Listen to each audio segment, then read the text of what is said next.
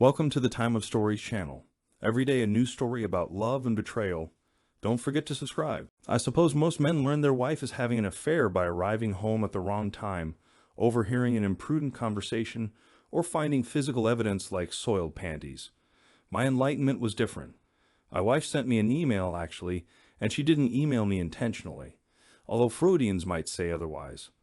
My guess is that her email program automatically suggested my name as her intended addressee, and she clicked it without checking. That's certainly easy to do, especially if you're in a hurry. Whatever the case, I was bemused to receive a note from my wife of 18 years entitled "About Yesterday." Since yesterday was a rather ordinary Wednesday, I wondered why Anne would write me an email about it. Opening the message, I found the following. "Darling, I just had to tell you again how wonderful yesterday afternoon was. You made me feel things I hadn't felt in years. I can't wait till next week. Your sexy lady." I had been at work all day Wednesday, and as far as I knew, so had Anne.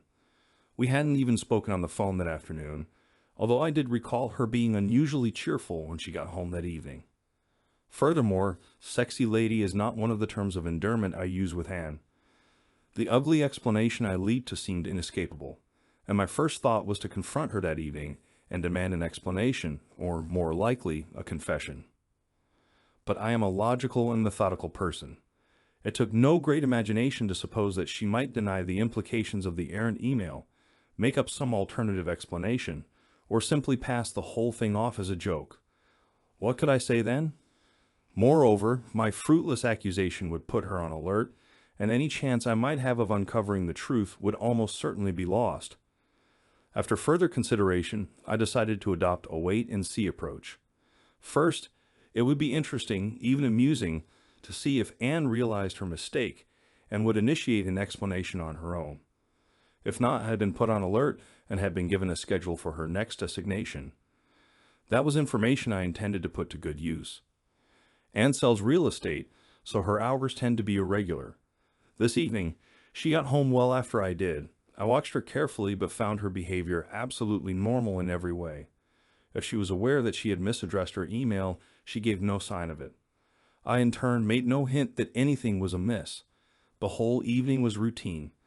But when we went to bed, I found that sleep would not come. Instead, I lay there wrestling with my problem, looking at it from every angle to see if I could unravel the knot. One possibility, of course, remained that there was a completely innocent explanation. If this were so, I would not only make a fool of myself by acting rashly, but I might even do harm to our marriage. I loved my wife, and the last thing I wished was to do something that might drive her away from me. Alternatively, if the email was indeed the smoking gun that revealed an affair in progress, then my marriage was already in jeopardy, in which case I would have to take action. Just because I try to control my emotions doesn't mean I don't have them. As I tossed and turned in my bed, the pain of my wife's possible betrayal ate deep into me. After lengthy consideration, I concluded that my only option was to put the issue aside until I could obtain more definitive information. Fortunately, that's something I'm able to do, and once I reached that conclusion, I soon drifted off to sleep. Once I got to work the next morning, I mentally reopened the issue. In the light of a new day, I realized that the coming Wednesday should provide some answers. Accordingly, I contacted a detective agency and made arrangements to have my wife followed. If she did nothing out of the ordinary on Wednesday, that wouldn't absolutely ease my fears, but I would certainly feel better. However, if she engaged in unfaithful behavior, at least I would know the truth and could begin to take appropriate action. Having done all I could do at that point allowed me to set the whole matter aside and go back to my work without distraction. From all outward appearances, the following Wednesday was exactly like any other. Anne and I left for work as usual and returned home late that afternoon at almost identical times. There was nothing about her appearance or behavior that struck me as abnormal or unusual. I sat in the den reading my favorite collection of short stories by Edgar Allan Poe and did my best to conceal any signs of my own unease and suspicions. On Thursday morning, I had an appointment with the detective agency to learn the outcome of their surveillance. While I am not a very emotional person, I can still read emotions in others. When I walked into the office, the detective handling my case avoided making eye contact with me. I knew immediately that I would not like what he was about to tell me. It was as bad as I had feared. Early in the afternoon, my wife had left the real estate office where she works, and the detective had followed her to a cut-rate motel near the airport. He handed me pictures showing her meeting a man there and entering a room with him. The timestamp on the photo read 1:52 p.m. Approximately 2 hours later, another photograph showed the two of them leaving the room together arm in arm. "I'm sorry," the detective said to me. "We always hate to be the ones to confirm your suspicions. What would you like us to do for you now?" I thought about it for a minute. "I need your help one more time. It would appear that this motel is the scene of their regular assignations. If that's true, is there any way you could arrange to get photos of what happens inside the room?" The detective didn't hesitate. "We have a lot of experience obtaining such evidence. There will likely be an additional charge for ensuring the cooperation of the manager of the motel, but if that's acceptable to you, I think we can guarantee satisfaction." I nodded. The cost would be cheap in exchange for the proof. I returned to my office, but this time found to my surprise that I was unable to concentrate on my work. Now that all doubt had been removed, my ability to compartmentalize my thoughts seemed to have vanished. Finally, I gave up trying to work and began to focus on what I had learned. Wiping my eyes, I began to make plans. In addition to the confirmation of my wife's infidelity, I felt I had also discovered why Anne had happened to send the telltale email to me instead of him. It turned out that I knew her lover. He was our neighbor, Mark Bradshaw. Since my name is Mac Bishop, the email program must have suggested my name after Anne had typed in the first two letters.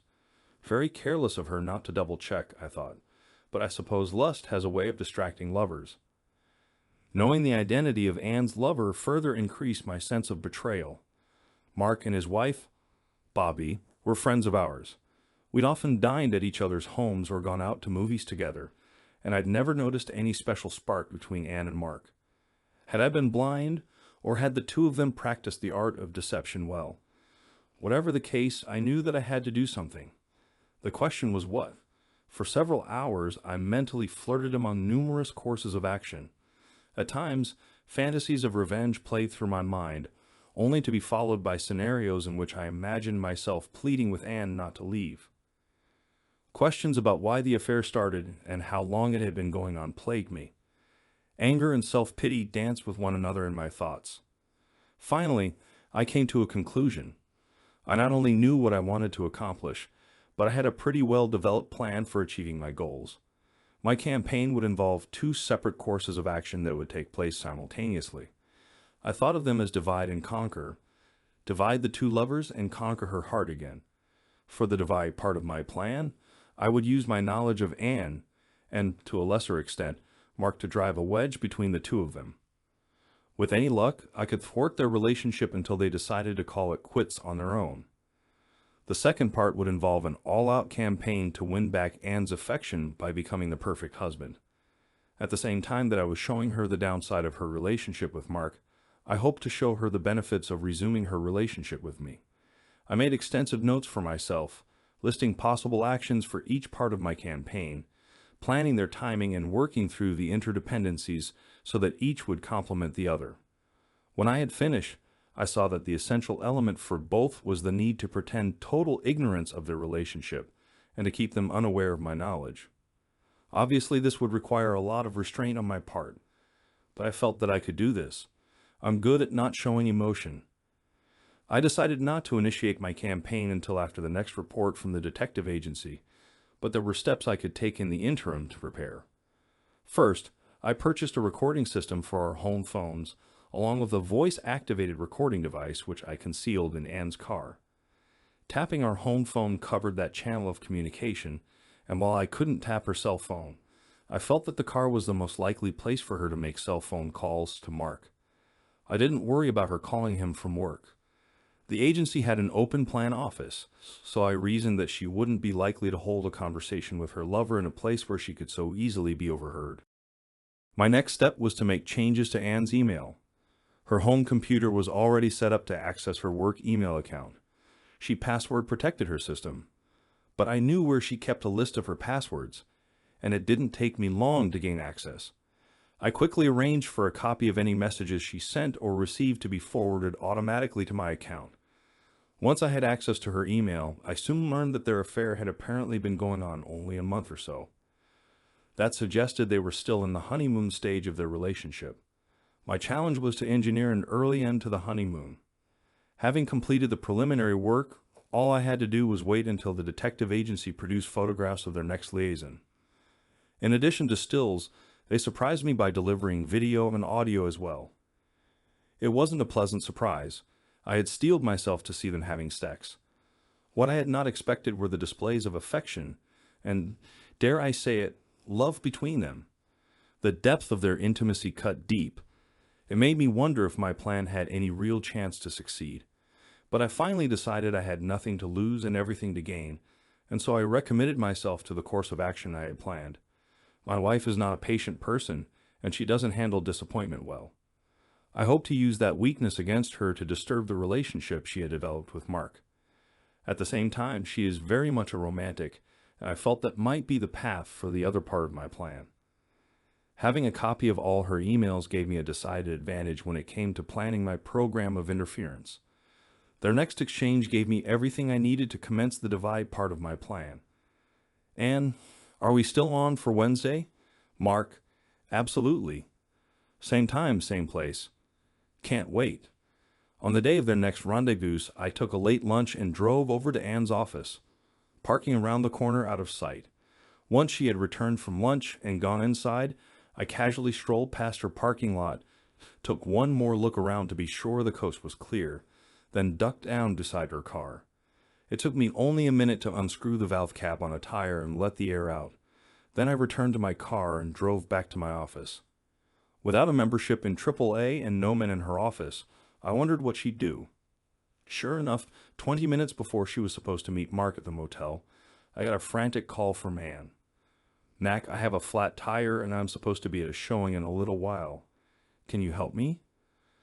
Don't worry about a thing, babe, I told her reassuringly. Work is pretty light today, so I can fix it for you. I just have to wrap up one thing here and then I'll be right over. Of course, I waited for another 15 minutes before leaving, which meant I didn't get to her agency until nearly the appointed time for Anne's get-together with Mark. I found her waiting impatiently beside her car. I'm sorry to be so late, babe. I apologized. That took longer than I expected. As she paced back and forth in frustration, I slowly and methodically changed her tire. I had parked my car directly behind hers so I could load her flat tire in my trunk and take it to get repaired. Of course, that also prevented her from leaving until I was good and ready. By the time I had put on the spare, gotten the flat tire into my car, and had come back from washing my hands, it was well over an hour after the time she was supposed to meet Mark. I apologized to her again for taking so long and told her I hoped this wouldn't affect her relationship with her client. They'll just have to understand, she said resignedly. Sometimes these things happen. While I was changing her tire, I had heard her cell phone go off several times, but although she checked it, she never answered. My guess was that she saw it was Mark calling and didn't want to speak to him in front of me. My suspicion was subsequently confirmed when I got back to my office and saw the anxious email between the two of them. Mark, where are you? I waited at the motel for over an hour. Anne, Mark had a flat tire. Mark, you could have at least called to let me know. I rented a room for nothing. Anne, Mac was here changing the tire. Couldn't talk to you in front of him. Good, I thought. It looks like I've introduced a little tension into their plans. That night after dinner, I made a point of ushering Anne to the sofa where I proceeded to place her feet in my lap and give her a foot massage. She looked at me quizzically because she usually has to ask for such treatment. I know you had a frustrating day, babe, and I just wanted to do something nice for you, I told her. She looked at me to see if I was implying anything more, but when I continued to smile and work on her feet, she relaxed onto the sofa.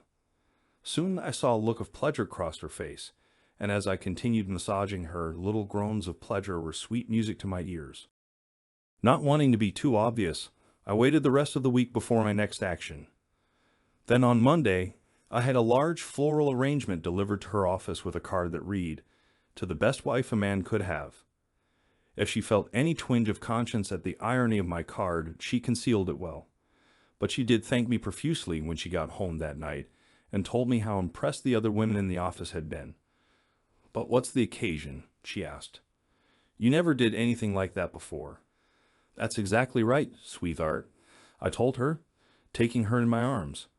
"And that's something I want to change." "What if you'd had that flat tire while you were driving on the highway?" "That made me think how precious your love is to me, and I wanted to be sure you knew it." She looked at me searchingly, but after a moment's hesitation, she threw her arms around me and hugged me tightly. "That's so sweet of you, honey. That really means a lot to me."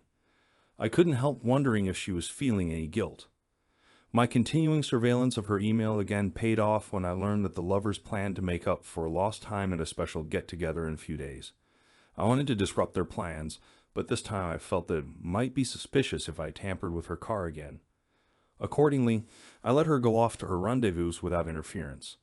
However, I made it a point to follow, staying well back to avoid being spotted. While she was entering the room Mark had reserved, I pulled around in back of the motel and entered through a side door. The motel was downscale enough that there were no security cameras to record my pulling the fire alarm in the corridor. I had already driven off before the fire department arrived, but I waited down the street long enough to watch the guests being herded to safety out in the parking lot. I didn't spot Anne and Mark, but I knew they had to be in the throng, probably mad as wet hens. Back at the safety of my office, I watched with glee as the emails flew between the two frustrated lovers. "Anne, what a cock-up. I'm so mad I could scream." "Mark, I'm sorry, but it wasn't my fault." "Anne, next time, book some place that's not a fire trap." That's my Anne, I thought to myself. When she got home from work, I could see that she was still seething. But that changed to surprise when she noticed that the dinner table was set with linen napkins and our fine china. And when she smelled her favorite dish simmering on the stove, she looked at me with mock disbelief. "Who are you? And what have you done with my husband?" she asked with a big smile on her face. "It's nothing," I said modestly. "I called your office about something this afternoon, and when they told me you had an afternoon meeting with a client that ran late, I figured the last thing you'd want to do would be to come home and cook." I saw a fleeting look of fear pass over her face, but she recovered well and threw her arms around my neck.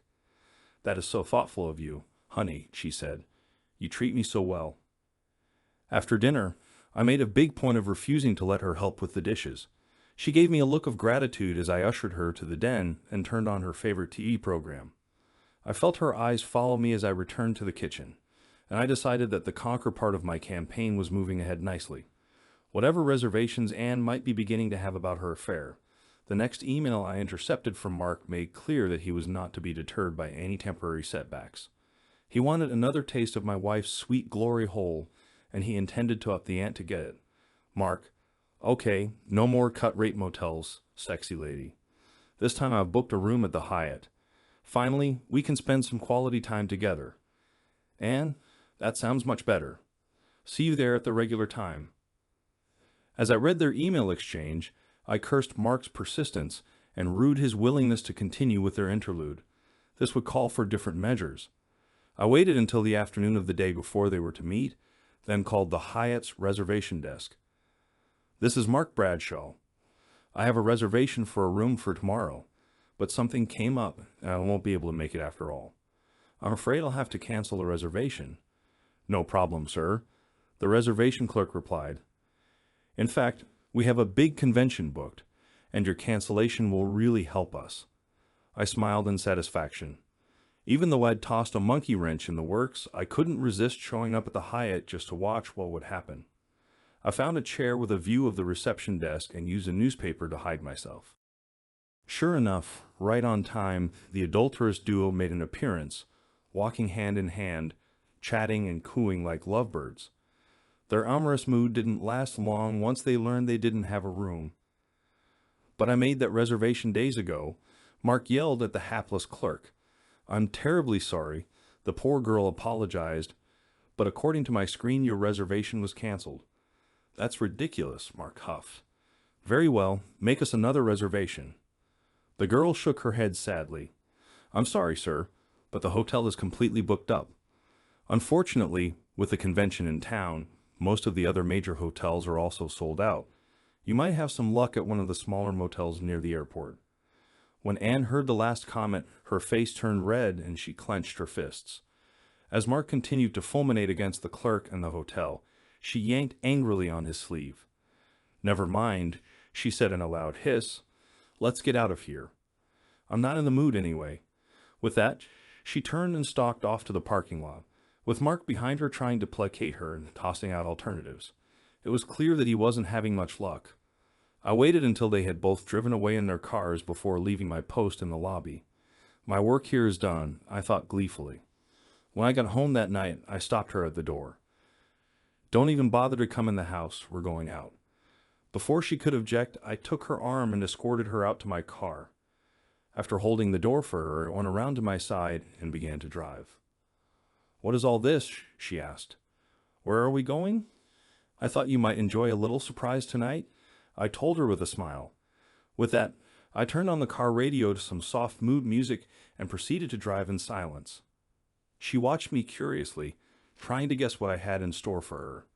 She became obviously uneasy when she saw me pull into the parking lot of the Hyatt. "Why are we coming here?" she asked nervously. "You'll see," I told her with a wink. Once inside the hotel elevator, I pushed the button for the top floor, and we soon emerged into the Hyatt's rooftop restaurant in their signature rotating dome. When I reached the matron station and gave him my name, he checked his reservation list. "Ah, there you are, right on time," he said. With that, he led us to a table on the outer rim where we could look out over the lights of the city. "Why did you pick this place?" Anne asked suspiciously. "No special reason," I told her untruthfully. "I just thought it would make a pretty setting for my pretty wife." She smiled tensely at my compliment. "But how did you manage to get a table for us?" "I heard there was a big convention in town." "Oh, that was no problem," I said carelessly. "I just called today for a reservation." Anne didn't react to my comment, but I knew my success stood in sharp counterpoint to Mark's fiasco this afternoon. Actually, I had made my reservation as soon as I learned of their plans for a rendezvous. "I've taken the liberty of ordering for you," I continued.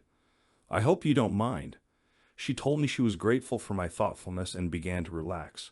She was even more gratified when the waiter brought out an ice bucket holding a bottle of champagne.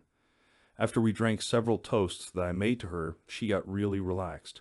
When the server brought out oysters on the half shell for the next course, she was delighted. I'm not a big fan of oysters, but Anne loves them. For the main course, the waiter brought out a salmon niswais salad with black olive vinaigrette dressing, and Anne was suitably impressed.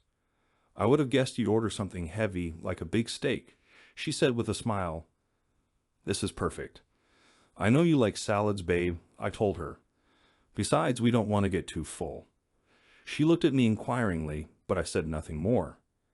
For dessert, the waiter brought out 2 bowls of fresh raspberries with a dollop of whipped cream on top, accompanied by liqueur glasses filled with Grand Marnier. It was the perfect ending, and Anne loved it all. As we drove home, she released her seatbelt and snuggled up against me. It appeared that the alcohol and the oysters were having the desired effect. Besides, I felt that she had to be frustrated and longing for intimacy after the failures of her most recent trysts. When we got home, I steered her straight up the stairs to her bedroom. "Why don't you slip into your nightgown?" I suggested, while I attended to other matters. When she turned toward her closet, I darted down the hall to the guest bedroom to make sure everything was ready. When I returned, I was pleased to see that she had chosen a sheer black gown that simultaneously hid and revealed the curves of her body. I led her down the hall to the guest bedroom, which was now glowing with scented candles placed strategically around the turned-down bed. As she stood gazing in wonder at my arrangements, I came up behind her and slipped a sleep mask over her eyes. "Touch and smell will be the only senses you'll need tonight," I told her as I led her over to the bed and slipped off her gown. Then I stretched her out on the fresh linen sheet. "Smell this," I said, waving a bottle of almond-scented oil under her nose. Then I poured a small quantity into my hands to warm it and began to rub it onto her feet. She groaned with pleasure as I gave her an abbreviated foot massage, which further moved up to her entire body and ended with me getting intimate with her. Rousing myself, I pulled the sleep mask off of her face. Her eyes were closed. She had either passed out or collapsed from exhaustion. Taking a deep breath, I picked her up, carried her back to our bedroom, and placed her on our bed. Then I covered her with a sheet, and she quickly dropped off to sleep. I gave myself a quick sponge bath in the sink before returning to the bed. As I fell asleep, I was quite pleased at the way the evening had gone. Normally, Anne and I are on different schedules when we get up for work, but the next morning she made a special point of rising early. When I went downstairs, I found that she had already made coffee and fixed breakfast for me. When I looked at her, her eyes were sparkling. "Thank you, baby. Last night was really something special for me," she told me fervently. "I'm so glad you liked it," I replied. "I know I'll remember that for a long, long time." She beamed at me. I felt that I was making real progress with Anne. But later that day, I intercepted an email exchange that let me know Mark was still trying to get together with her. "Mark, I'm so sorry for what happened at the Hyatt yesterday. I still don't know how they managed to lose my reservation. Anne, I don't know, Mark, maybe it just wasn't meant to be. Mark, don't say that, sexy lady. Let me make it up to you. Is there any chance you could get away on Saturday? Bobby is going out of town, and we can spend the day at our lake house. No reservation mix-ups, no fire alarms, just some hot loving. And Mac always plays golf on Saturday. I could probably get away while he's on the course. Mark, perfect. I can't wait to get my hands on your hot body again." It was clear to me that my campaign was at a tipping point. I felt that both Divide and Conquer were making inroads, but I needed to do something this weekend, or I stood to lose all the progress I'd made so far. Their new plans posed a real problem for me. Canceling my golf game wouldn't work, and Anne could always pretend to go shopping or find some other excuse to get away. I dared not tamper with her car again. Everything might be lost if she became suspicious of me. Unlike with the motel and hotel, there was no easy way I could play games with Mark's lake house. What I needed was some way to make Anne decide to change her plans, preferably at the last minute. Suddenly, I had a stroke of genius, the perfect solution. Even better, the preparations took only a single phone call. I followed my regular routine for the rest of the week, but on Friday night, I found the opportunity to grab Anne's cell phone and swap out her battery for a dead one I kept. If she tried to call Mark this weekend, I wanted her to use our home phone so I'd get to hear the conversation. Most weekends, Anne and I dressed pretty casually. But when I came downstairs Saturday morning, I was interested to note that she had put on an attractive skirt and blouse. Oddly, I wondered what type of underwear she might be wearing underneath. As the time grew near for me to leave for the golf course, I noticed Anne watching me somewhat apprehensively, probably because I had made no move to put on my usual golf slacks and shirt. When it was almost time for my regular tea time and I had made no move to leave, I could almost see the wheels turning in her head as she began preparing an excuse for why she would need to leave the house. Finally, she grew so impatient that she confronted me. "Aren't you playing golf today?" she demanded. Before I could answer, the doorbell rang. Anne gave me a puzzled look and went to see who was there. When she opened the door, she burst out in astonishment. "Miriam, what are you doing here? Is that any way to greet your little sister?" Miriam asked as she came through the door. The two women hugged each other excitedly. "Of course, I'm glad to see you," Anne bubbled. "It's just that I wasn't expecting you." Miriam smiled over at me. "I'm here because your wonderful husband invited me. He called me earlier this week to let me know you two didn't have any plans and to suggest that I spend the weekend. It's been so long since we've gotten together that I jumped at the chance." Anne and Miriam were extremely close to one another. Scarcely a week went by that they weren't on the phone together. But because Miriam lived a couple of 100 miles away, the two didn't get to visit very often. "It's wonderful to have you here," Anne told her. Then she turned to me. "That really was a thoughtful thing to do, Mac. Now I know why you gave up your golf game." "Well, nothing's more important than giving my wife and her sister a chance to spend some time together," I told them. "Now, ladies, I want you to get ready because I'm taking you out to brunch." Then I looked at them again. "Actually, Miriam, you may want to change into something dressier than your jeans, but babe, you look perfect just the way you're dressed now." Anne looked down at herself and blushed as she remembered why she had dressed that way. But she recovered nicely. "Why don't you help Miriam take her bag up to the guest room? While she's changing, I'm just going to make a quick phone call." I watched her walk down the hall, only to hear muted cursing a minute later. She walked back out holding her unresponsive cell phone. "The battery has gone dead," she said angrily. "Oh dear, that's too bad," I sympathized. "But you can use our home phone," I said, pointing to the wall unit in the kitchen. "Never mind," she said hastily. "The call wasn't that important anyway. Now where are we going to brunch?" I spent the rest of the weekend doing one activity after another with the two sisters, trying to ensure that they had a great time. I know that when Miriam was preparing to leave Sunday afternoon, she made a special point of giving me a big hug and thanking me. "You've got a special one here," she told Anne. "Make sure you take good care of him." I thought I saw Anne wince slightly before she smiled and put her arm around me. "I will," she promised. I was pretty sure that Anne would find time during the weekend to call Mark, but I wasn't worried. If the call was made on our home phone, I'd have a recording of it. After Anne went to bed Sunday night, I was able to check the recording device. Sure enough, it had captured a call she made to him early Sunday morning. "Mark, it's me." "Mark, where have you been? You didn't show up on Saturday, and every time I tried to call you, your cell phone went straight to voicemail. I'm so sorry, but I couldn't help it. My sister came into town unexpectedly on Saturday morning, and then my phone battery went dead. I couldn't find a chance to call you in private before now. Couldn't you have gotten away Saturday afternoon?" "I couldn't, Mark. Mac took us all over town doing things Saturday." "Well, what about today?" "My sister's here for the weekend. I just can't walk out on her. I haven't seen her in months." "Well, I felt pretty silly sitting at the lake house with my tool in my hand all day, waiting on you." "Don't you ever think about anything except your tool?" "Fine. I guess I know where I stand in importance to you. Let's not fight about this. Listen, I have to go. I don't want Mac walking in on me." Their conversation delighted me. It sounded like their frustrations were about to boil over, and I felt that I had dealt their relationship a serious blow. I could only hope that it was enough. Eavesdropping on their email on Monday, I found confirmation of my assessment. "Mark, are we still going to get together this week?" "I don't think so, Mark.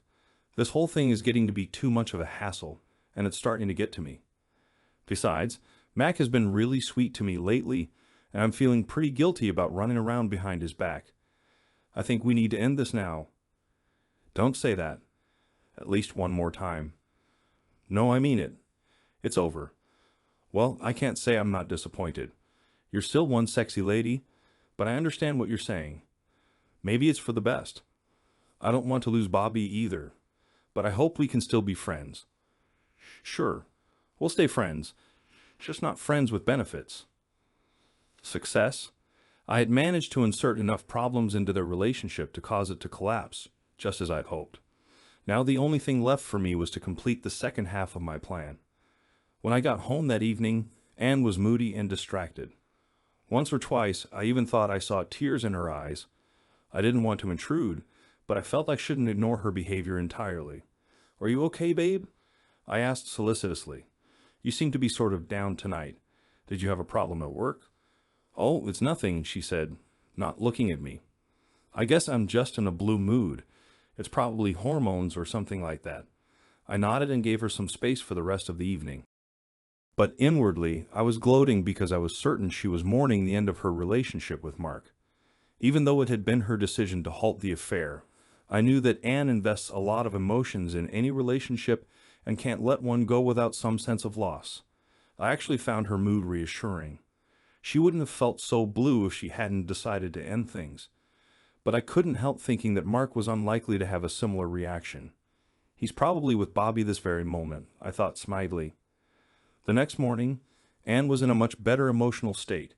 During the day, I saw no further emails between Mark and her, which reinforced my belief that neither was having second thoughts. That gave me a growing sense of triumph. Everything was turning out as I had planned. That evening after dinner, I again had my Edgar Allan Poe book in my lap when Anne came in the den. "Which one are you reading this time?" she asked. "One of my favorites," I told her. "The Cask of Amontillado." "I don't know that one," she said. Then she snuggled up beside me. "Can I interrupt you for a minute? I just wanted you to know what a wonderful husband you are to me," she said earnestly, gazing into my eyes. "The last few weeks you've been so sweet to me, and I feel really lucky to have you." My heart soared at those words, and I knew that I had won. This was the moment I had waited for. I returned her gaze but said nothing, waiting to see what else she might say. She paused, and for just a moment, I saw an expression that might have been guilt pass over her face. Her eyes seemed to water a bit. "I really don't deserve you," she said fervently. "No," I said calmly, "I don't deserve you." Then I reached over to the desk drawer. "And I certainly didn't deserve this," I said harshly, plopping into her lap the still photos of her session with Mark at the motel. At first, she looked at me in confusion because of the change in my tone of voice, and then she had trouble comprehending what I had given her. But when she focused on the stills and recognized what they depicted, she began to wail, "Oh my God. No, no." I reached back again and handed her a copy of the divorce petition that my attorney had filed earlier in the day. When she realized what I had given her, she gasped, "But I thought you and I mean, isn't there some way?" Coldly, I interrupted her, handing her another set of papers. "And in case you're wondering about Mark, here's a copy of the email I sent to Bobby this evening with a copy of the detective's report attached. Underneath that, you'll find a similar email I sent to your sister Miriam explaining why I'm divorcing you." She moaned in anguish and began to sob again. "I just don't understand. You were so loving and caring all these weeks. I can't believe you do such a cruel thing now. Didn't all that mean anything?" "My dear," I said evenly, "when you embarked on your sordid little affair, you ended all the love I felt for you. So I've spent the last few weeks working to end your relationship with Mark. As for the way I treated you, well, I wanted to make sure you'd know how much you'd lost when you betrayed me. My goal was to take away from you the same things you'd taken from me. And as best I can tell, my plan has worked perfectly." Anne collapsed on the sofa, sobbing piteously. Before I walked away, I reached over and set the book of Poe's short stories I'd been reading on top of the other documents I'd given her. The text was still open to the cask of Amontillado, and I used a highlighter to mark the passage containing the Montressor family motto for her to see: "No one dishonors me with impunity."